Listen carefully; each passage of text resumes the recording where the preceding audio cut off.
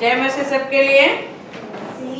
आओ हम खड़े हो जाते हैं और भजन संहिता पढ़ते हैं। भजन संहिता 89 का 11 से लेके 14 तक हम पढ़ते हैं। आकाश तेरा है, पृथ्वी भी तेरी है, जगत और जगत जो कुछ उसमें है उसे तू ही ने स्थिर किया है। उत्तर और दक्षिण को तूने ही सिरजा। ताबोर और हरमोन तेरे नाम का जय जयकार करते। तेरी भुजा बलवंत है, तेरा हाथ शक्तिमान और तेरा दाहिना हाथ प्रबल है। तेरे सिंहासन का मूल धर्म और न्याय है, करुणा और सच्चाई तेरे आगे आगे चलती है। आमीन। अब हम स्तुति आराधना में जाते हैं। Hallelujah hallelujah hallelujah. धन्यवाद प्रभु यीशु, सचमुच तू महान है। अति करुणा में तू परमेश्वर है प्रभु यीशु। आदि और अंत भी तू ही है, अल्फा और ओमेगा भी तू ही है प्रभु। मैं तुझे धन्यवाद देती हूँ, तेरे नाम को मैं ऊंचा उठाती हूँ प्रभु यीशु, क्योंकि तू ही एक परमेश्वर है जो असंभव को संभव करता है प्रभु यीशु। हमारे मन की इच्छा को तू जानने वाला परमेश्वर प्रभु यीशु, मैं धन्यवाद देती हूँ प्रभु यीशु।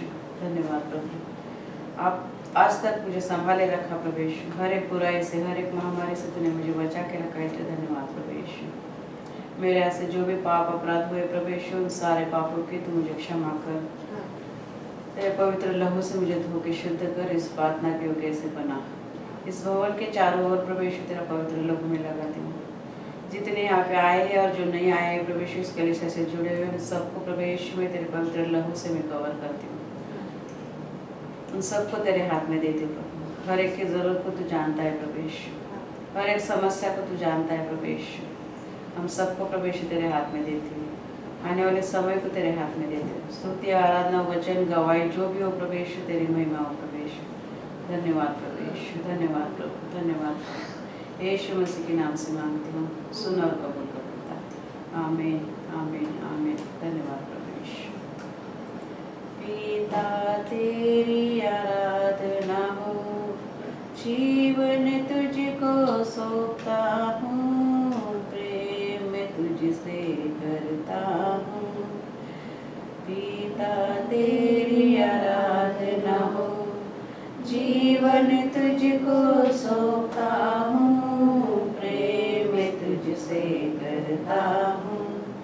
यीशु तेरी आराधना हो, जीवन तुझको सौंपता हूँ, प्रेम तुझसे करता हूँ। यीशु तेरी आराधना हो, जीवन तुझको सौंपता हूँ, प्रेम तुझसे करता हूँ। आत्मा तेरी आराधना हो, जीवन तुझको सौंपता हूँ, प्रेम तुझसे करता हूँ। आत्मा तेरी आराधना हो, जीवन तुझको सौंपता हूँ, प्रेम तुझसे करता हूँ। आत्मा तेरी आराधना हो, जीवन तुझको सौंपता हूँ, प्रेम तुझसे करता हूँ। सचमुच प्रभु यीशु, पिता पुत्र पवित्र आत्मा, आपकी आराधना हो, आपकी जय जयकार हो। धन्यवाद प्रभु यीशु, तेरे आत्मा से तो हमें भरते, तेरे आत्मा के द्वारा हमें चला, क्योंकि तू आत्मा में है और हमें भी तेरी उपासना करने वाले हम सबको आत्मा और सच्चाई से उपासना करने के लिए तो हमें सहायता कर, तो हमें मदद कर, तो हमें मार्गदर्शन कर। धन्यवाद प्रभु यीशु, धन्यवाद प्रभु यीशु, धन्यवाद। यीशु मसीह के नाम से मांगती हूँ, आमीन। आज कितने दिन आनंदित हैं? हम सब आनंदित हैं। तो हम प्रभु को महिमा देंगे और उसका गुणगान करेंगे। आमीन। आज का दिन यहोवा ने बनाया है, हम उसमें आनंदित हो, आनंदित हो। आज का दिन यहोवा ने बनाया है, हम उसमें आनंदित हो, आनंदित हो। प्रभु को महिमा मिले, जय हो मेरा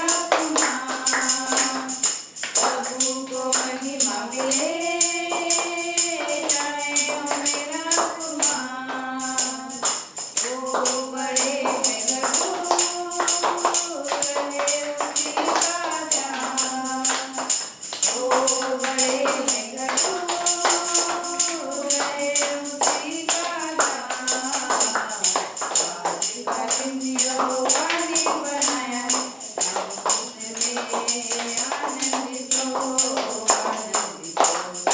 आज का दिन यहोवा ने बनाया है, हम उसमें आनंदित हो, आनंदित हो।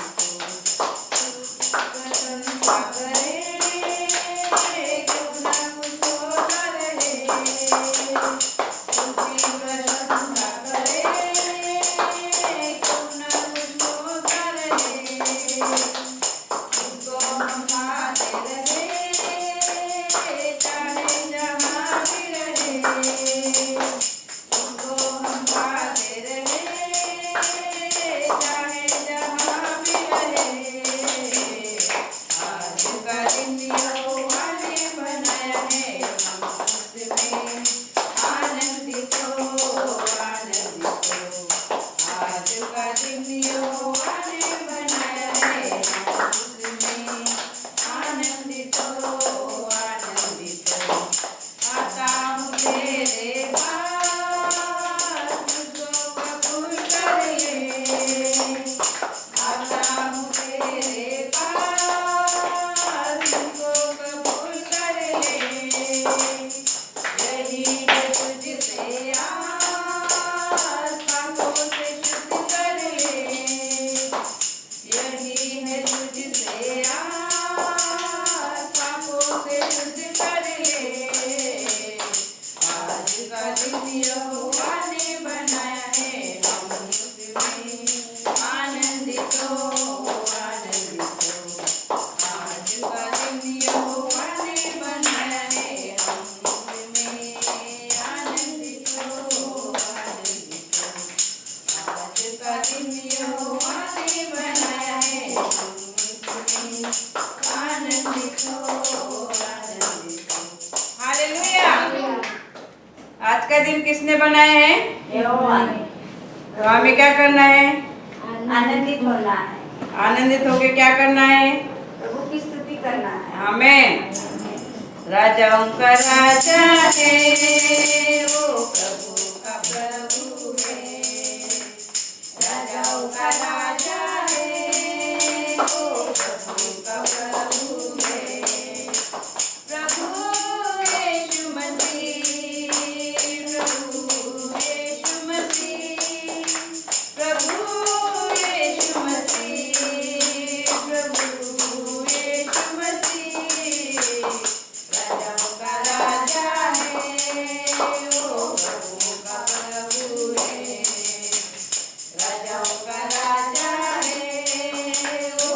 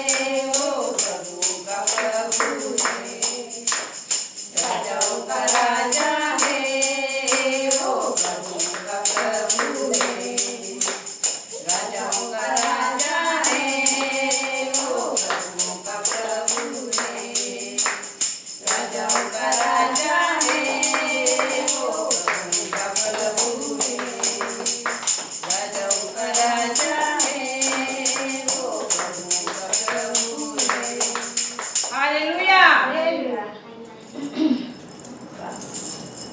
धन्यवाद पिता परमेश्वर, मैं आपके नाम से मैं प्रार्थना करती हूँ पिता परमेश्वर, सुंदर पवित्र। हाँ प्रभु। आपकी जय हो पिता हाँ परमेश्वर। प्रभु। आज का दिन हमें दिखा है इसलिए कोटि-कोटि धन्यवाद प्रभु। हर एक आशीष के लिए धन्यवाद करते हैं। धन्यवाद प्रभु। हमें अपने वचनों का चलाया करके धन्यवाद प्रभु। हमारे को फादर प्रार्थना योग्य बनाया करके धन्यवाद पिता परमेश्वर। आपने मुझे और मेरे परिवार को हमेशा बचाए रखा करके धन्यवाद। हमें अपने अगुवाई की करके धन्यवाद। हमें ऐसे ही अपने वचनों पर चलाना पिता हाँ परमेश्वर। और मेरी कलिशा को बढ़ाया करके धन्यवाद प्रभु। कलिशा के हर एक बहनों को आपके हाथ में, हाँ प्रभु। के हर एक जरूरत को आपके हाथ हाँ में, प्रभु। हर एक की जरूरत पूरी हुई इसलिए धन्यवाद। धन्यवाद प्रभु। धन्यवाद प्रभु। धन्यवाद आज के दिन के लिए धन्यवाद समय के लिए आपका धन्यवाद हाथ में प्रभु। धन्यवाद। धन्यवाद। धन्यवाद। आमीन। आमीन। आमीन। हाँ।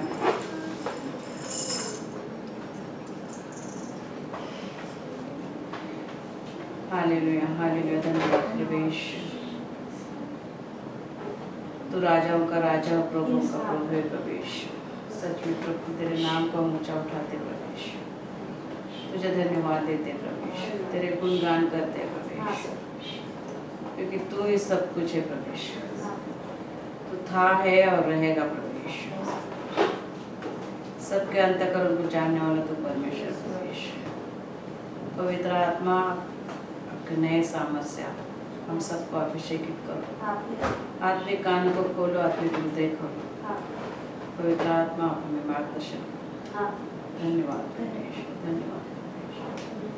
फिर से वो आग बरसा दे, फिर से तूफान आने दे, तेरी महिमा से, तेरी सामर्थ से फिर से तू अभिषेक कर दे। फिर से वो आग बरसा दे, फिर से तूफान आने दे, तेरी महिमा से, तेरी सामर्थ से फिर से तू अभिषेक कर दे। पवित्र आत्मा, पवित्र आत्मा, पवित्र आत्मा, पवित्र आत्मा, पवित्र आत्मा, पवित्र आत्मा, बहने दे उस हवा को, छू लेने दे हर एक दिल को, तेरा दर्शन हमें मिले, करते हैं प्रार्थना तुझसे। बहने दे उस हवा को, छूने दे हर एक दिल को, तेरा दर्शन हमें मिले, करते हैं प्रार्थना तुझसे। तेरी महिमा से, तेरी सामर्थ से फिर से तू अभिषेक कर दे। तेरी महिमा से, तेरी सामर्थ से फिर से तू अभिषेक कर दे। पवित्र आत्मा, पवित्र आत्मा, पवित्र आत्मा, पवित्र आत्मा, पवित्र आत्मा, पवित्र आत्मा, तू बदल दे मेरे मन को, दे आशीष इस जीवन को, तेरी करुणा हम पे बरसे, अपने मार्ग पे चला हमको। तू बदल दे मेरे मन को, दे आशीष इस जीवन को, तेरी करुणा हम पे बरसे, अपने मार्ग पे चला हमको। तेरी महिमा से, तेरी सामर्थ से से फिर से तू अभिषेक कर दे। तेरी महिमा से तेरी सामर्थ से फिर से तू अभिषेक कर दे। पवित्र आत्मा,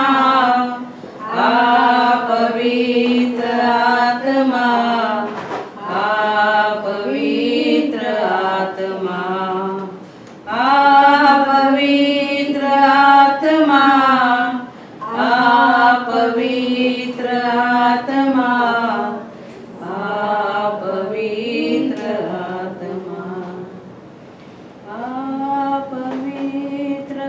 आत्मा,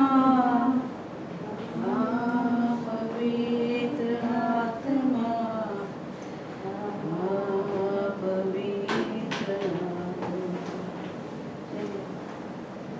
धन्यवाद पवित्र आत्मा, नए सामर्थ्य से हम सबको अभिषेकित करें। आपके ज्ञान और बुद्धि से हमें भरती पवित्र आत्मा। मैं आत्मा में तैयार करो पवित्र आत्मा, ताकि सच्चाई हम जान सके। तेरे राह पे चलने के लिए तो हमें तैयार करो। धन्यवाद प्रभेश, धन्यवाद प्रभेश, धन्यवाद प्रभेश।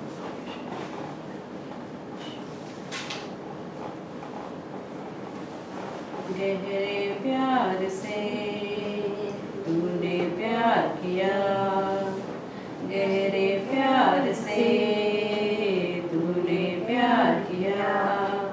माँ से गहरा है प्यार तेरा, माँ से गहरा है प्यार तेरा। तू धन्य है, सर्वश्रेष्ठ है, तेरे जैसा नहीं और कोई। तू धन्य है, सर्वश्रेष्ठ है, तेरे जैसा नहीं और कोई। Hallelujah, hallelujah, hallelujah, hallelujah, hallelujah, hallelujah, hallelujah.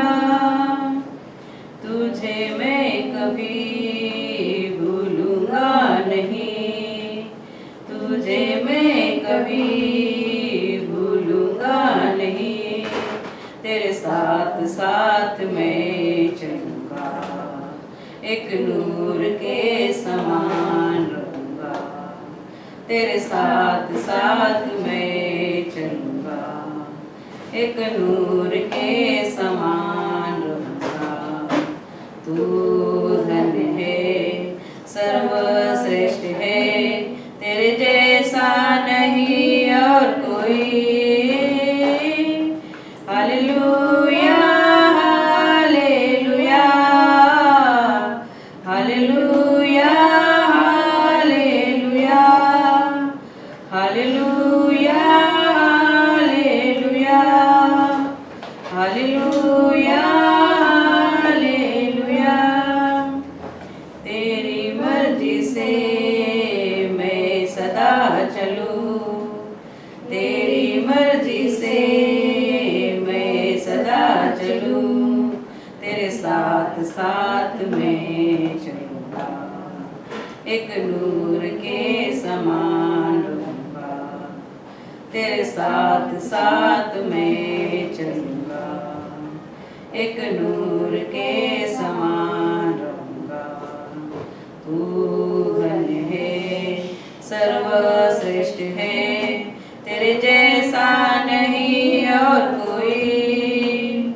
तू धन्य है, सर्वश्रेष्ठ है, तेरे जैसा नहीं और कोई। Hallelujah, hallelujah, hallelujah, hallelujah, hallelujah, hallelujah, hallelujah, hallelujah. कभी भूलूंगा नहीं, तुझे मैं कभी भूलूंगा नहीं, तेरे साथ साथ मैं चलूंगा, एक नूर के समान रहूंगा, तेरे साथ साथ मैं चलूंगा, एक नूर के समान रहूंगा। तू धन्य है, सर्वश्रेष्ठ है, तेरे जैसा नहीं और कोई। तू धन्य है, सर्वश्रेष्ठ है, तेरे जैसा नहीं और कोई। Hallelujah hallelujah hallelujah hallelujah hallelujah hallelujah hallelujah hallelujah hallelujah hallelujah. सचमुच प्रभु गहरे प्यार से तूने हमसे प्यार किया प्रभु, सचमुच तूने अपनी जान कुर्बान की हमारे लिए, हमारे पापों के लिए, मेरे पापों के लिए प्रभु, इस जगत के पापों के लिए प्रभु। इतना गहरा तूने प्यार किया, मैं धन्यवाद देती हूँ प्रभु उस प्यार के लिए। माँ से भी गहरा है प्यार तेरा, सच में प्रभु। जीवन के अंत तक तू हमारे साथ रहने वाला परमेश्वर है, तुम्हारा कभी साथ नहीं छोड़ेगा, तू कभी हमें अनाथ नहीं छोड़ेगा क्योंकि तू जीवित है प्रभु, सदा सर्वदा तो हमारे साथ रहने वाला परमेश्वर प्रभु। धन्यवाद देते प्रभु इस प्रेम के लिए, इस दया के लिए प्रभु, इस कुर्बानी के लिए प्रभु में धन्यवाद देते प्रभु।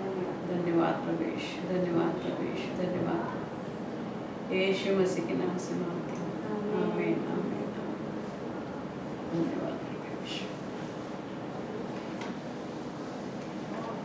हालेलुया।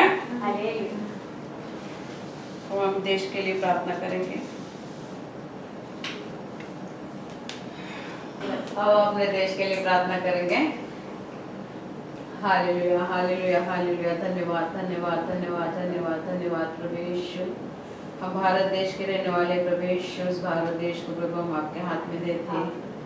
आपके सच्चाई पे चलाना, आपके मार्ग पे चलाना प्रभु यीशु, आपका मार्गदर्शन उस भारत देश में रहे प्रभु यीशु, क्योंकि चुना हुआ देश है प्रभु यीशु।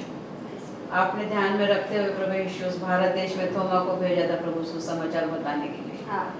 इज़राइल से थोमा को भेजा था उस भारत देश में सुसमाचार पहुंचाने के लिए प्रभु। सचमुच प्रभु यीशु उस भारत देश में प्रभु यीशु, हर एक राज्य में, हर एक गांव में प्रभु यीशु आपका सुसमाचार फैलाया जाए प्रभु यीशु। मैं धन्यवाद देती हूँ प्रभु यीशु उस भारत देश के लिए प्रभु यीशु। उस भारत देश को चलाने वाले प्रभु यीशु, मुख्यमंत्री, नेता जो भी है प्रभु यीशु, उन सबको आपके हाथ में देती हूँ। उस भारत देश में रहने वाले सारे लोगों को प्रभु यीशु आपके हाथ में देते हैं। हम सब यहाँ पे प्रभु यीशु, हमारे सारे रिश्तेदार प्रभु यीशु भारत देश में रहते हैं प्रभु यीशु, उन सबको प्रभु यीशु आपके हाथ में देते हैं। आपका आशीष पर हाथ उन पर रखा प्रभु यीशु। मैं धन्यवाद देती प्रभु यीशु, सबको आपने ध्यान रखा, इसलिए धन्यवाद प्रभु यीशु।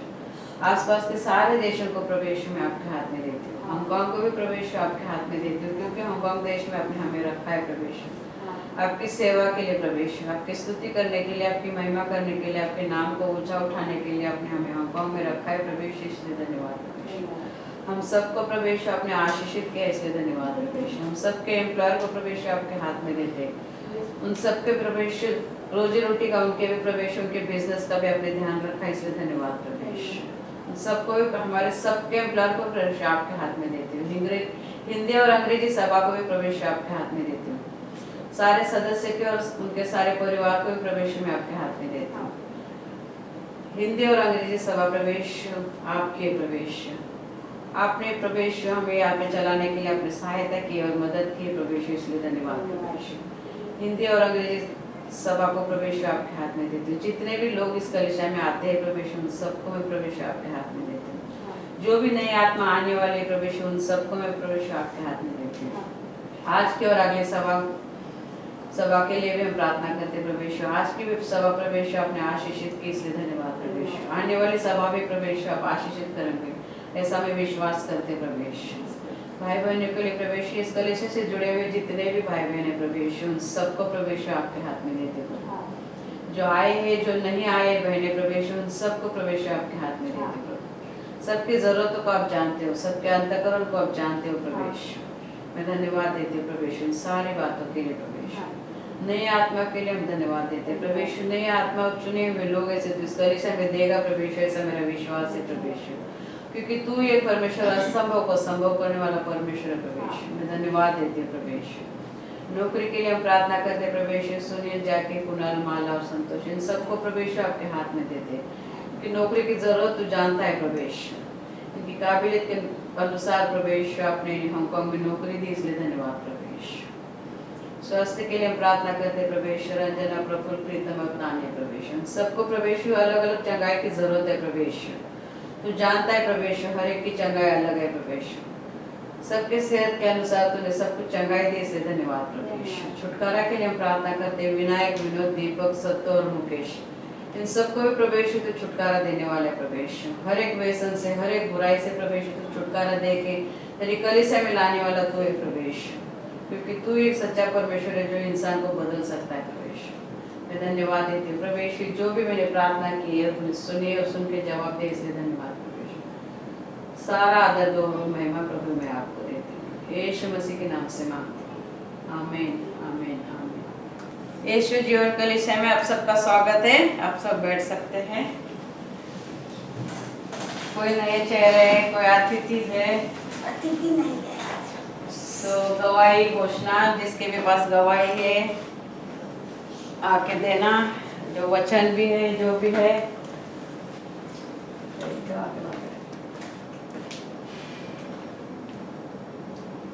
जय मसीह सभी बहनों को। जय मसीह। प्रभु यीशु मसीह को मैं बहुत बहुत बड़ा धन्यवाद देती हूँ। हम लोगों को सभी को संभाले रखा, हमारे एम्प्लॉयर को संभाले रखा, पूरे हिंदुस्तान में, हांगकांग में, और सभी को संभाले रखा। उसके लिए बहुत बहुत धन्यवाद मेरे दोनों बच्चों को, मेरे हस्बैंड को, मेरे पूरे परिवार को, और मेरे और 2 बेटियों को, मेरी देवरानी और देवर को संभाले रखा। उसके लिए कोटि कोटि धन्यवाद प्रभु यीशु को।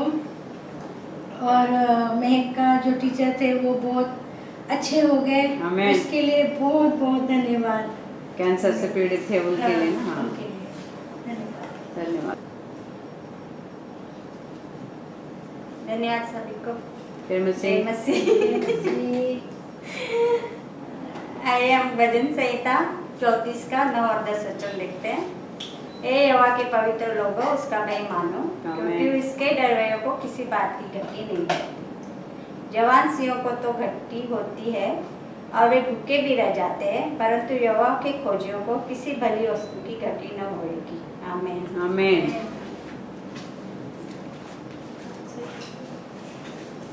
प्रभु भोज के लिए हम जाते हैं, उससे पहले इस वचन को भी पढ़ते हैं, क्योंकि यह बात मुझे प्रभु से पहुंची और मैंने भी तुम्हें पहुंचा दी। ये पौलुस ने लिखा है कुरिन्थियों गांव में। उसे जो बात पता चली वो उसने बाइबल के द्वारा हमें पहुंचाई थी, कि प्रभु यीशु ने जिस रात वो पकड़वाया गया, रोटी ली और धन्यवाद करके उसे तोड़ी और कहा कि यह मेरी देह है जो तुम्हारे लिए है, मेरे स्मरण के लिए यही किया करो। स्मरण के लिए नहीं कि प्रभु यीशु ने जो अपना शरीर तोड़ा कारागृह क्रूस पे, उसको याद करना है हमें। इसी रीति से उसने ब्यारी के पीछे कटोरा भी लिया और यह कहा, यह कटोरा मेरे लहू में नई वाचा है, जब कभी पियो तो मेरे स्मरण के लिए यही किया करो। क्योंकि जब कभी तुम यह रोटी खाते और इस कटोरे में से पीते हो तो प्रभु की मृत्यु को जब तक वह न आए प्रचार करते हो।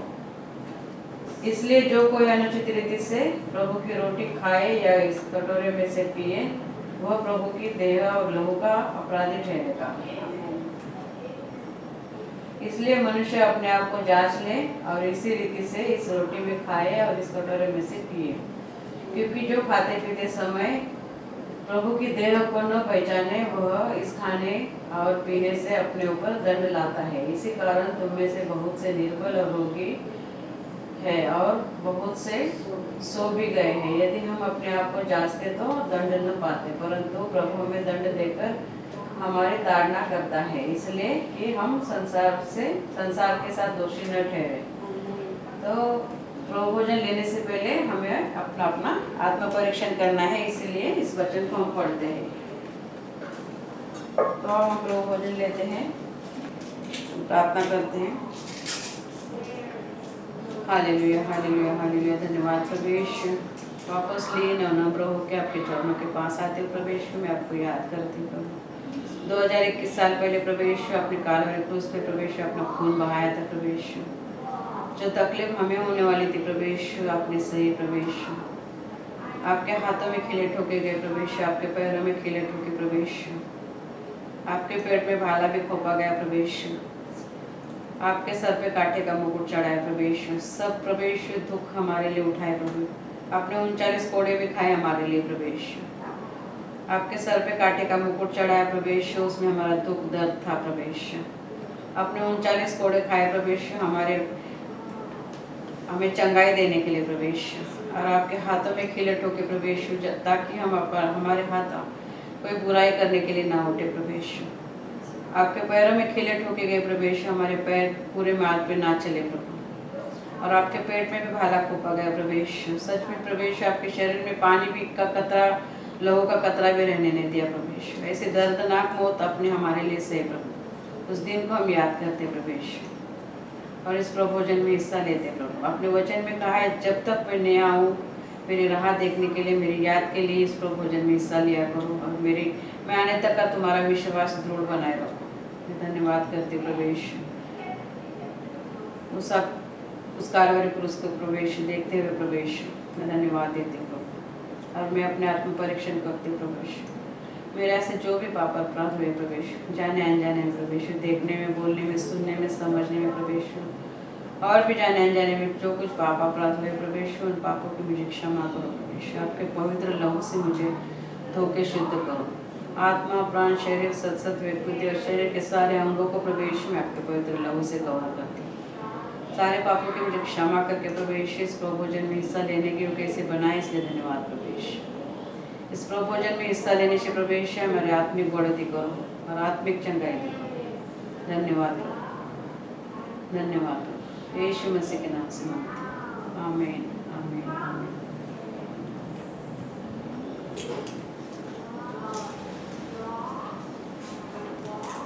अब हम गाना गाएंगे। हर दिन नई आशा का संदेश सुनाता है, हर पल जो गुजर जाता वापस नहीं आता है। हर दिन नई आशा का संदेश सुनाता है, हर पल जो गुजर जाता वापस नहीं आता है। आ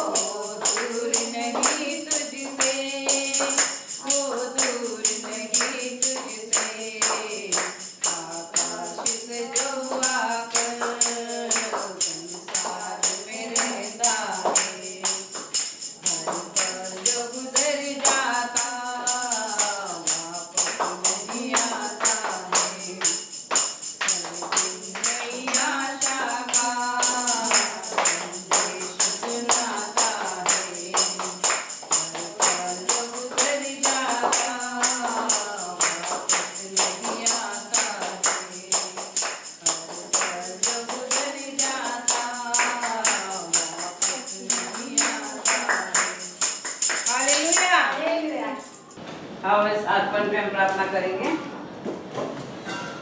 सब अपने हाथों को बढ़ाए और परमेश्वर की उपस्थिति में खड़े हो जाए। Hallelujah, hallelujah, hallelujah. धन्यवाद प्रभु यीशु, सुंदर समय के लिए इस अर्पण को निकाला प्रभु यीशु। सबके हाथों को देखा है प्रभु यीशु, जिन्होंने दिया, जो ना दे सके उन सबको प्रभु यीशु तो आशीष करना। तेरे आकाश के झरोखे के खोल के प्रभु यीशु, अपरंपार की आशीष देने वाला तो परमेश्वर है प्रभु यीशु।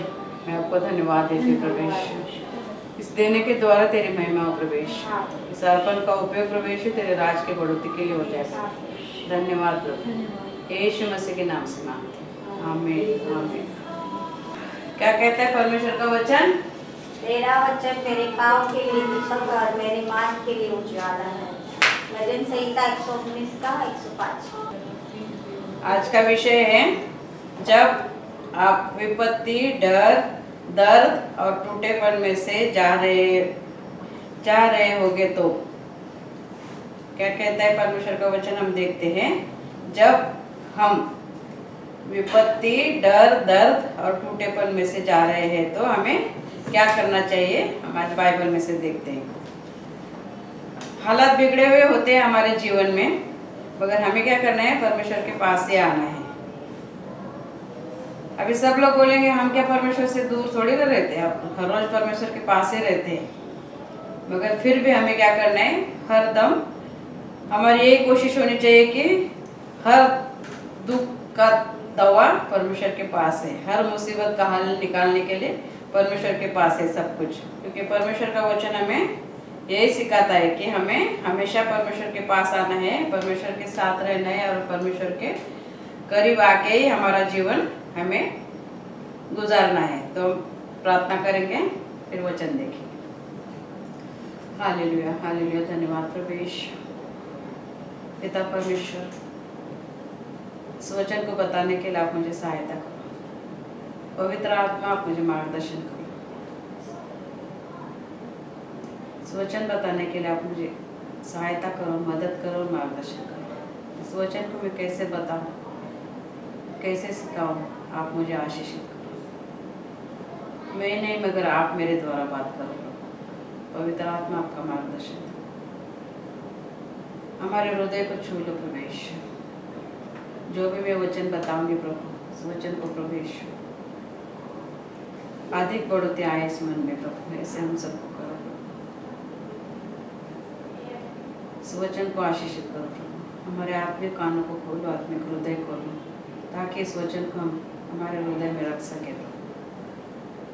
धन्यवाद प्रभु यीशु, धन्यवाद प्रभु यीशु, धन्यवाद प्रभु यीशु, धन्यवाद प्रभु यीशु। आमीन।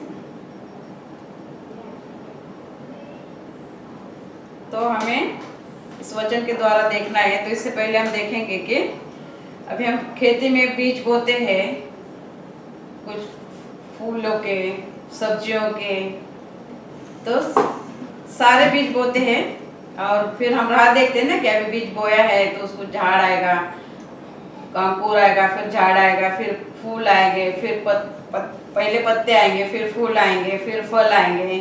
हम राह देखते रहते हैं ना। ऐसे समझो आज मैंने सारे जहाँ पे फूल पौधे लगाए तो कुछ पौधों में तुरंत ही पत्ते आए, फूल आए, फल आए, और कुछ पौधे उग ही नहीं रहे। हम सोचते हैं कि कितना इसको खाद डाला, कितना इसको परिश्रम किया, फिर भी इसको अभी तक फूल भी नहीं आ रहा है और फल भी नहीं आ रहा है। तो हम क्या सोचते हैं कि अभी इसको निकाल के फेंके। फिर एक मन में रखता है कि नहीं नहीं रहने दो, देखते बढ़ेगा तो जरूर आएगा। कुछ ना बीज है तो इसका मतलब है कुछ ना कुछ फल, कुछ ना कुछ फ्रूट, कुछ ना कुछ फूल इसमें उगेगा ही उगेगा। तो हमें क्या करना है? हमेशा धीरज रखना है। धीरज रखना है कि हमने जो काम अच्छा किया है तो उसका फल कभी ना कभी हमारे जीवन में अच्छा आएगा ही। जैसे बीज हमने बोया है तो उसका फल जरूर मिलेगा हमें। तो ऐसी राह देखते हमें रहना चाहिए। तो इसके लिए हम वचन को देखेंगे। भजन संहिता का 46वां अध्याय 10वां वचन हमें क्या करता है, क्या सिखाता है, हम देखते हैं। उस वचन के द्वारा हमें क्या सीखने को मिलता है।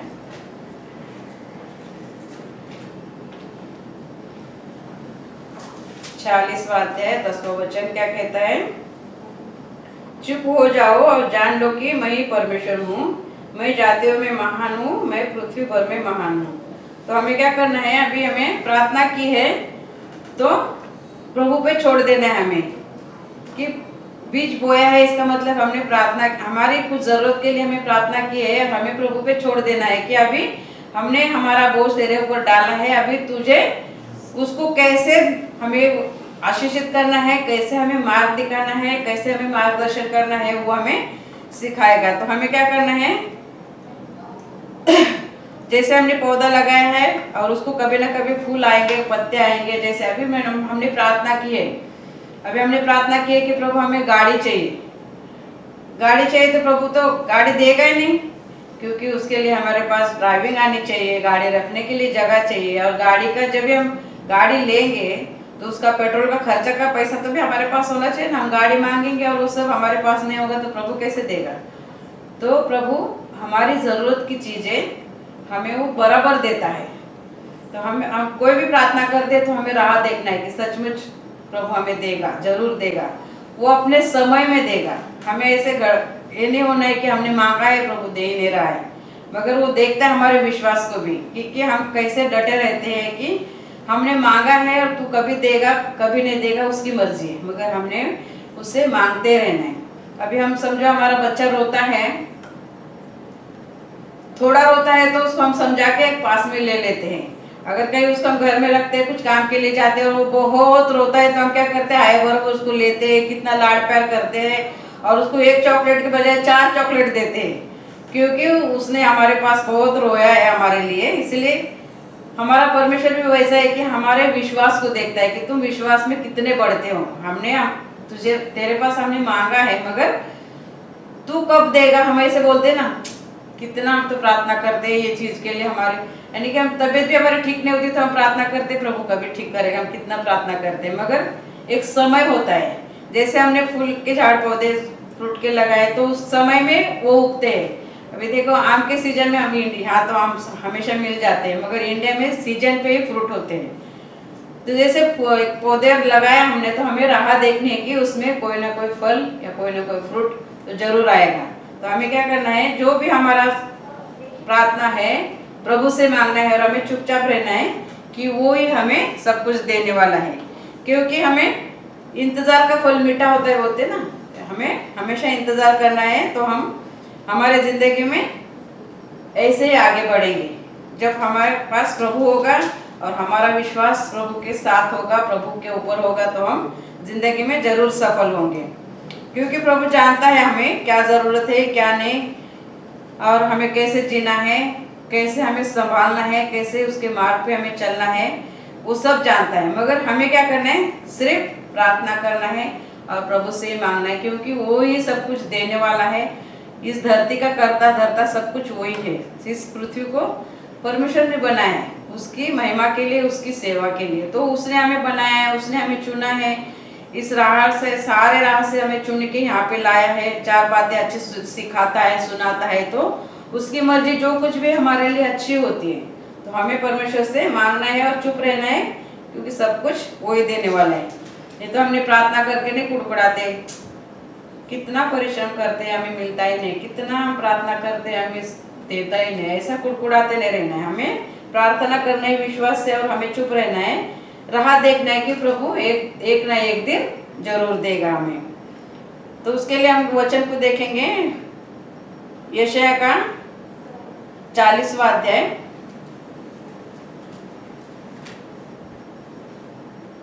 31 वचन देखेंगे। 40वां अध्याय का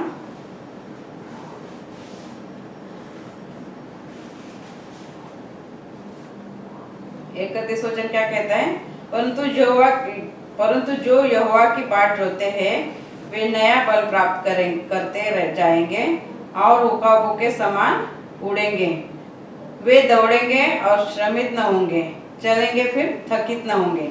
परमेश्वर का वचन क्या कहता है कि जब तक तुम मेरे पास नहीं आते हो, मेरे से नहीं मांगते हो, तब तक मैं तुम्हें शक्ति भी नहीं दूंगा, सामर्थ भी नहीं दूंगा, ताकत भी नहीं दूंगा, बुद्धि भी नहीं दूंगा। तो हमें परमेश्वर के पास आना है, ना हमें थकना है, ना हमें घबराना है, क्योंकि परमेश्वर का वचन क्या कहता है कि परंतु जो यहोवा के बाट जोते हैं वो नया बल प्राप्त करेंगे। तो हमें नया बल प्राप्त करेंगे और नई शक्ति से हम नए सिरे से हम परमेश्वर की सेवा करेंगे और उकाबों के समान उड़ेंगे। उकाब यानी कि ईगल बर्ड बोलते हैं ना, वो बड़ा होता है और वो बहुत ऊंचाई पे उड़ता है और उसमें इतनी ताकत होती है कि इतनी तेजी से हवा आई तभी भी वो उसका हवा का सामना करता है।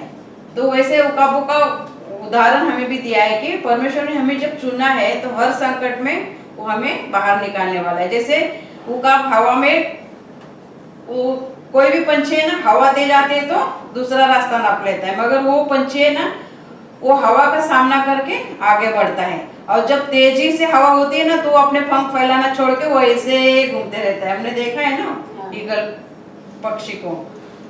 वैसे हमें क्या करना है, हर एक दुख का, हर एक संकट का, हर एक बुराई का हमें सामना करते हुए परमेश्वर के पास जाना है और परमेश्वर के ऊपर ही हमें विश्वास करके रहना है कि जो कुछ है यही देने वाला है, जो कुछ वो यही करने वाला है, क्योंकि उसी के पास सब कुछ है। तो हमें ना डरना है ना हमें घबराना है। तो क्या कहता है परमेश्वर का वचन, उकाबों के समान उड़ेंगे, वे दौड़ेंगे और श्रमित न होंगे। वो चलेंगे मगर थकित न होंगे। नहीं, हम दौड़ेंगे तभी भी थकेंगे नहीं, श्रमित नहीं होंगे और चलेंगे तभी हम थकेंगे नहीं। ऐसा बल हमें परमेश्वर देने वाला है। यानी कि जब हम परमेश्वर के पास जाएंगे तभी परमेश्वर हमें सब कुछ देने वाला है। तो सब कुछ देने के लिए हमें क्या करना है, परमेश्वर के लोगों के लिए भी ऐसे करना है। हमारे जो परमेश्वर के लोगों के लिए भी हमें प्रार्थना करनी है, उनको भी बाइबल के द्वारा जो हम सीखते हैं वो हमें समझाना है, सिखाना है, क्योंकि हमें आगे बढ़ने का मौका मिला है तो उन्हें भी हमें समझाना है कि परमेश्वर के राज में जब आएंगे तभी प्रभु हमें सब कुछ देगा, क्योंकि सब कुछ उसके पास है। तो हमें कभी भी घबराना नहीं है कि अभी हम क्या करेंगे, अभी हम कैसा करेंगे, हम कैसे जिएंगे। हर एक दुख का, हर एक संकट का हमें सामना करना है। हर एक दुख में, हर एक संकट में हमें प्रार्थना करनी है। यानी कि परमेश्वर का वचन आज आके क्या कहता है कि मेरे पास आओ, मेरे साथ रहो, तब मैं तुम्हें हर चीज में आशीषित करूंगा। हमें थोड़ा सा मांगने से भी बैठना नहीं है, हरदम हमें उसके साथ रहना है। अभी कभी कभी हमारे जीवन में विपत्ति आती है तो हम घबरा जाते हैं, मगर हमें क्या कहते हैं परमेश्वर का वचन, तुम मांगो मेरे से और चुप हो जाओ, मैं तुम्हें दे दूंगा। डर भी लगता है ना, कभी कभी हम घबरा जाते हैं, डर जाते हैं, तो हमें डरना भी नहीं है, क्योंकि डर का भी हल परमेश्वर बोलता है कि तुम मेरे पास आओ, मैं तुम्हें सब कुछ दूंगा। दर्द भी होता है तो भी हमें क्या करना है, परमेश्वर से प्रार्थना भी करनी है। और टूटापन यानी कि कभी किसी से हमें झगड़ा होता है, हमारे मन में टूटापन यानी कि नहीं, कभी कभी हम नाराज हो जाते हैं, मगर तभी परमेश्वर ने बोला है कि तुम मेरे पास आओ, मैं तुम्हें सब कुछ दूंगा। तो उसके लिए हम परमेश्वर का वचन देखेंगे, हबक्कुक का 3 अध्याय देखेंगे और 17 और 19 वचन देखेंगे हम। क्या कहते हैं परमेश्वर का वचन, हबक्कुक का 3 अध्याय और 17 वचन। क्योंकि चाहे अंजीर के वृक्षों में फूल न लगे और दाखलताओं में फल न लगे, चालपाई के वृक्ष में केवल धोखा पाया जाए और खत्तों में अन्न न उपजे, भेड़शालाओं में भेड़ बकरियां न रहे और न थाने में गाय बैल हो, तो भी मैं यहोवा के कारण आनंदित और मगन रहूंगा। हमारे जीवन में आशीष हो ना हो, फिर भी हमें परमेश्वर पे निर्भर रहना है, परमेश्वर पे आधारित रहना है। हमारे जीवन में कुछ भी उतार चढ़ाव है, कुछ भी कठिनाई है, कुछ भी परेशानी है, तो भी हमें क्या करना है, परमेश्वर की राह देखना है, परमेश्वर की स्तुति करना है, परमेश्वर की आराधना करना है। हमें हमेशा वैसे करना है, क्योंकि परमेश्वर ने कहा है कि हमें हर वक्त परमेश्वर की स्तुति करनी है। स्तुति पर हमें हमेशा दिल लगा के करनी है ना। परमेश्वर की हम स्तुति करते तभी नहीं, सिर्फ गाना है बोल के गाना नहीं है, हमें दिल से स्तुति करनी है, क्योंकि परमेश्वर का वचन कहता है कि इसी के द्वारा तुम मेरे करीब आओगे, इसी के द्वारा तुम मेरे पास आओगे, और जितने हम परमेश्वर के पास जाएंगे उतना परमेश्वर हमें आशीषित करेगा। क्या कहता है, क्योंकि चाहे अंजीर को यानी कि फूल आए न आए, हमारे घर में अनाज हो या ना हो, हम प्रार्थना करते हैं, हमें उत्तर मिलता ही नहीं मिलता है, मगर हमें क्या करना है, प्रार्थना करते ही रहना है। क्या कहता है परमेश्वर का वचन भजन संहिता में हमने देखा, तुम प्रार्थना करो और चुप हो जाओ, क्योंकि वो जानता है, वो हमारे नामों से जानता है, उसने हमें खुद बनाया है। परमेश्वर ने उत्पत्ति में हम देखते हैं कि इस पृथ्वी पे सारा पानी ही था और परमेश्वर ने प्रार्थना के द्वारा उस पानी को अलग किया और हमें रहने के लिए जमीन अलग की। तो परमेश्वर के पास सब कुछ है, उसने हमें बनाया है, तो सब कुछ वही देने वाला है। हमारे जीवन में कितनी भी परेशानी आने होती है, कोई हमसे बात करे ना करे, हमारे जीवन में सुख है दुख है कुछ भी है, हमें क्या करना है, प्रार्थना करते रहना है। क्या कहता है, क्योंकि चाहे अंजीर के वृक्षों में फूल न लगे और दाखलताओं में फल लगे, चारपाई के वृक्ष में केवल धोखा पाया जाए और खतों में अन्न न उपजे, भेड़शालाओं में भेड़ बकरियां न रहे और न थाने में गाय बैल हो, तो भी मैं यहोवा के कारण आनंदित और मगन रहूंगा और अपने उद्धारकर्ता परमेश्वर के द्वारा अति प्रसन्न रहूंगा। तो हम कभी प्रार्थना करते हैं और अच्छा कुछ होता है तभी खुश होते हैं, दुख होता है तो हम बोलते हैं ये देवा काय तू किती प्रार्थना करू तुला, तू काय माझ्या देवाच्या मला दुखच देतस। हम हमेशा ऐसे कुड़कुड़ाते रहते हैं ना, तो हमें दुख में सुख में भी प्रभु को धन्यवाद देना है, क्योंकि सुख थोड़े दिन का है, दुख हमेशा हमारे साथ रहता है। तो हमें उसको भी ठुकराना नहीं है, क्योंकि परमेश्वर बोलता है कि तुम्हें मैंने बनाया है, तुम्हें कब क्या चाहिए कैसा चाहिए मैं तुम्हें सब कुछ देने वाला हूँ। इसीलिए हमें क्या करना है, 18 वचन में लिखा है, तो भी मैं यहोवा के कारण आनंदित और मगन रहूंगा और अपने उद्धारकर्ता परमेश्वर के द्वारा अति प्रसन्न रहूंगा। ऐसा नहीं बोला है, हाँ थोड़ा है खुश में मगर फिर भी, मगर हमें अति प्रसन्न होना है। दुख में भी हम जब धन्यवाद देते हैं परमेश्वर को, तभी परमेश्वर बोलते हैं कि सचमुच ये मेरा सच्चा भक्त है कि दुख में भी मुझे धन्यवाद दे रहा है। तो यहोवा पर 19 वचन क्या कहता है, यहोवा परमेश्वर मेरा बल मूल है, वह मेरे पाँव हरनी के समान बना देता है, वह मुझको मेरे ऊंचे स्थानों पर चलाता है। ऊंचे स्थानों पर यानी कि उकाब का उदाहरण दिया ना कि हमें थकना नहीं है, परमेश्वर हमें बल ताकत देने वाला है। क्या कहते हैं वो यशायाह का,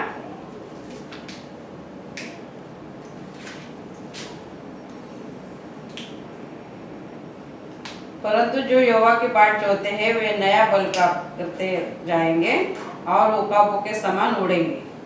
तो हमें नया बल प्राप्त करना है, तो हमें हर संकट में, हर दुख में, हर परेशानी में हमें सिर्फ परमेश्वर के पास ही जाना है, परमेश्वर के वचन को पढ़ना है। हमें लगता है कि क्या होगा अगर हम वचन नहीं पढ़ेंगे, तो ऐसा सोचते हैं कि हम चर्च जाते हैं, प्रार्थना करते हैं, स्तुति करते हैं, आराधना करते हैं, फिर वचन पढ़ने की क्या जरूरत है, मगर हमें वचन भी पढ़ना है। जैसे परमेश्वर बोला है ना बाइबल में कि परमेश्वर रोटी से नहीं मगर परमेश्वर के मुख से निकलने वाले हर एक वचन से जिएगा। तो परमेश्वर का वचन एक रोटी के समान है हमारे जीवन को सुधारने के लिए। तो हमें जैसे हम रोटी हर रोज खाते हैं वैसे हमें हर रोज वचन भी पढ़ना है।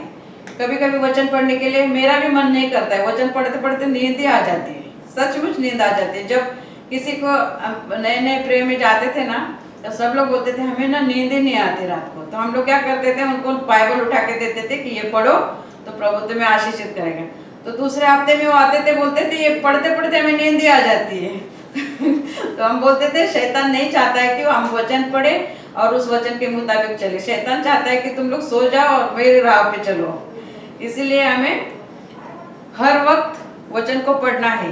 क्यों पढ़ना है कि कभी कौन सा वचन हमारे काम आएगा हमें पता नहीं। हर दुख में, हर संकट में, हर समस्या में से हमें निकालने के लिए वचन ही काम आएगा, क्योंकि हमारे पास वचन। अभी प्रभु यीशु की भी 40 दिन उपवास के बाद प्रभु यीशु का बैप्टिज्म हुआ, 40 दिन उपवास प्रार्थना में थे, फिर प्रभु सेवकाई में निकले, तभी प्रभु की भी शैतान ने परीक्षा लिया। शैतान ने क्या बोला कि इस पत्थर की तू रोटी बना।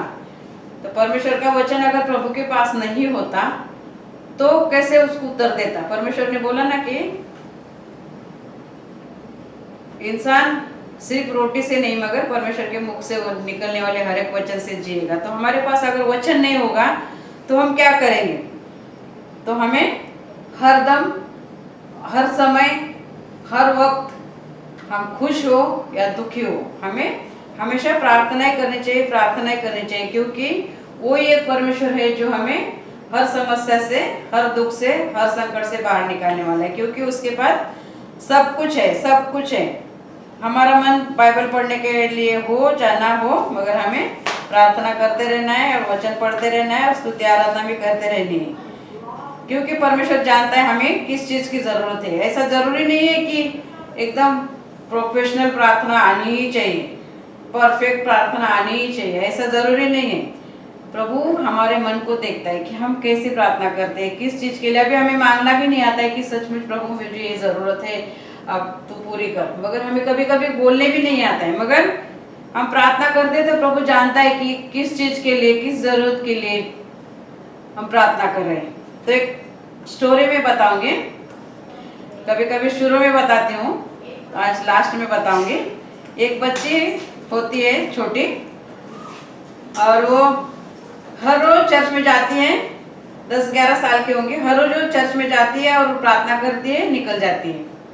तो वहाँ का एक पास्टर देखता है कि एक लड़की आती है चर्च में, बैठती है, आंखें बंद करती है, प्रार्थना करती है और चली जाती है। थोड़े दिन के बाद वो पास्टर पूछता है कि बेटा तुम्हें क्या प्रार्थना की? तो बोलते हैं हाँ, नहीं तुमने प्रार्थना की? तो बोलती है हाँ। बोलती तुम्हें प्रार्थना आती है? तो बोली नहीं।